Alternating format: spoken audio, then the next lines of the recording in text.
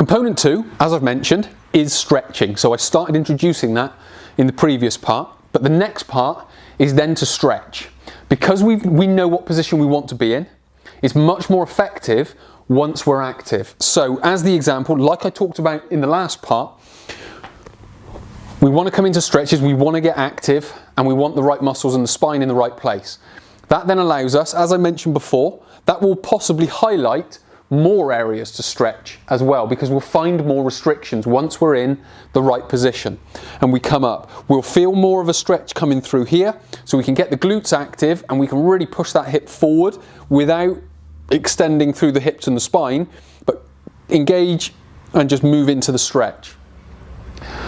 What we also want to do is not only just for the psoas, but we also want to get the muscles that are associated. So we also might want to get the adductors. So the adductors are down the inside of the leg, which is very simple. Now, why do we want to get the adductors?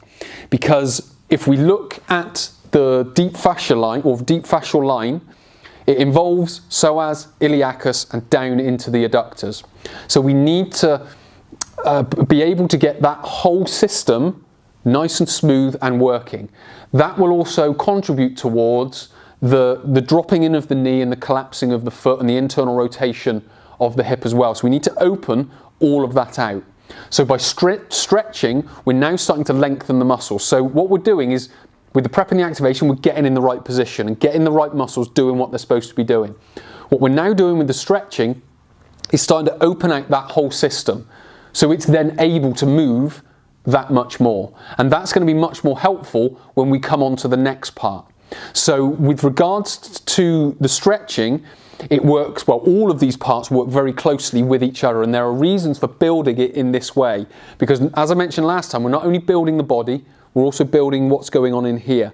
Because if we've learned bad posture, we can learn good posture. It just takes time.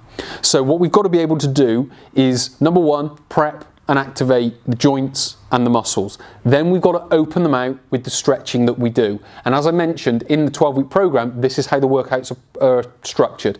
Prep and activation, followed by stretch to open it out, then we can move on to the next component.